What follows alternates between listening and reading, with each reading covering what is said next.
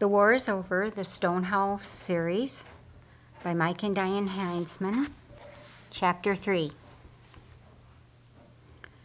3 miles from Bethany and 20 minutes away, Benjamin needed to make some adjustments, and adrenaline could not be pulled upon as the long-term energy source for his journey. "Lazarus, my friend, what has happened to you?" Their message centers on some sickness. It also pulls on Jesus' ability to fix you and burn the sickness out. Lazarus was not known for being overly adventuresome or exploratory. He expressed a peaceful contentment with his farmer-gardener-type life, which he lived with his 2 sisters. The only outside interest those around could ascribe to the man was for one beautiful slave girl named Esther, but she was owned by his friend and her master, Simon. Benjamin moved over to his next row of thoughts. Martha. To me, you are as my motherly sister, a place in which Lazarus truly stands. Although you need your brother and your work, which he does, you love and serve that man with all your heart. Your own mother and father have been gone for more than 10 years now. You must not lose another so close to your heart. Martha had assumed the role of parent-sister when both their parents passed. She nurtured and held together what so easily could have been torn apart. Mary. Now here Benjamin became flustered. Conflicting emotions were already present in the garden of his heart. He carried a desire to protect Mary from all pain and to rescue her from any evil. Through the window of his mind, he saw himself take and hold her hands and gently wipe the tears from her face with his fingers. And then, gazing into her eyes, in his imagination, he told her everything was going to work out all right. Benjamin could notice performance changes come to place in his body. Chemical components and systems were shifting. Running was becoming easier as his long-distance mode was cutting in. He continued on in his practice. Simon, my neighbor and my friend, although you to me have been somewhat distant, I have always known I could trust you. I remember when it showed that leprosy had taken you. Blotches of your skin turned white and your fingers fallen off, one knuckle at a time. We all felt the loss, but Martha wept for you most of all. As master of his Stonehouse estate, Simon had managed for many years to keep the disease hidden. Eventually, his practiced diligence came to an end, and he was banished to a colony for the living dead. He was one of a group of 10 who were healed, one who came back to worship God at Jesus' feet. Benjamin slowed to a walk for a moment and then took a few swallows of tepid water, replaced the stopper, and then continued with his long-distance pace and practice. Jesus, who are you? Ben Adam, God in an earth suit. You fixed Simon's skin and gave him back his fingers. Rather amazing. No ordinary man could do that. Only God could give a man his fingers back. What is it you will do with Lazarus? Some fantastic thing? Shake the earth from Jordan's Valley all the way to Bethany? With words spoken from your mouth?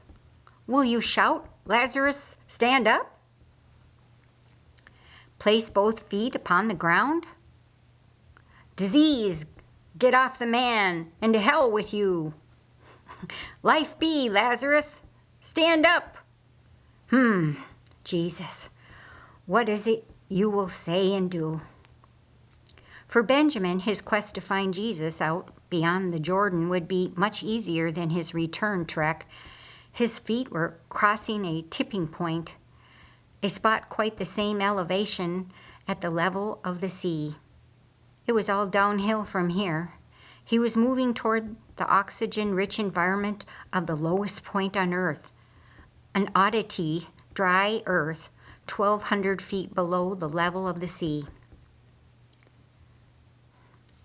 Lazarus thought about screaming, but he felt no fear, only the odd sensation of being weightless and frozen, now not cold but immovable. He pushed his gravel encasement with every particle of strength he possessed, all to no avail. Couldn't even twitch a finger. I feel like I've been packaged for shipping in some box to be sent to Egypt. Floyd, my faithful guardian, do you think this is funny? Come back and get me if you please.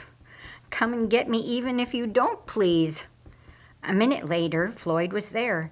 He had circled around behind his charge to sneak up and touch Lazarus at his elbow. Instantly, at contact, Lazarus could move once more. Lazarus squawked as he reached around and took a tight hold onto Floyd's coat. Floyd, you're a guardian, huh? Do you think that's funny? You asked, Floyd responded as he continued walking towards Abraham's Avenue.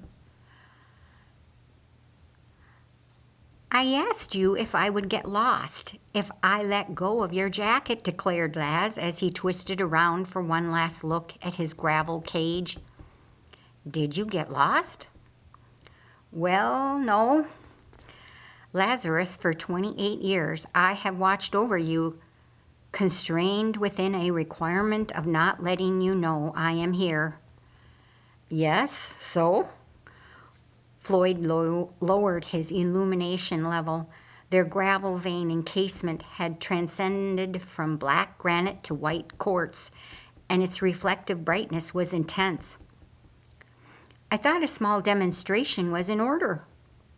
What? A demonstration of what? Turning me into a statue? A presentation so you might understand how much difference just my being close to you has sometimes made. Oh, well, thank you for all the times you have helped me when I didn't even know it. You, Lazarus, beloved of the Lord God, are welcome. What I do is done in service to my King. Maybe I should thank him instead. Well, you should. Lord God is one that I belong to, and he is the one I serve. What's that? Lazarus asked, drawn towards an anomaly in the transitioning earth layers surrounding them. Laz quit moving, but kept a tight hold on to his guardian's coat sleeve, and Floyd responded to the tug on his sleeve and also stopped. What's what? Mixed in with the white rock, the yellow layers, and the sheets of yellow stuff. One entire side of their gravel vein encasement was magnificent. Translucent white quartz. It was layered with thick yellow sheets, almost vertical, flat sheets of yellow material which Lazarus couldn't see through. Some of the yellow flat sheets were 3 to 4 inches thick and looking large enough to use building a flat roof on a small home, an entire roof from just one piece. It's gold. Pretty, isn't it? Simon arrived walking. There was no reason for him to run. All which needed to be done would be accomplished by Hannah and the sisters. Simon held complete trust in their abilities. Benjamin was on his way. He and Jesus is out beyond the Jordan where John the Baptizer spent so much time. It's 27 miles. Ben says he can make it there within 3 hours. That's very good. Jesus could arrive here by late tonight. All 4 women were on their knees, forming a small circle around Lazarus. in the shade of silver birch trees. Simon had begun speaking as he approached from 100 feet away, and as the distance between them diminished, so did hope in what he saw. Martha, unmovable and unshaken, Martha weeping like a little girl, her face pressed down against her brother's chest. Hannah, Esther, and Mary, each one crying too. Circling around the silver birch and crying women, Simon knelt beside Martha. Both eyes of her brother were wide open, but there was no life inside. He reached out and silently closed them. "I'm sorry. This is not what I expected. You sent for help. Benjamin is on his way. Jesus will be here soon, and Lazarus was not supposed to die." Martha leaned into Simon's shoulder, asking, "What do we do now, Simon?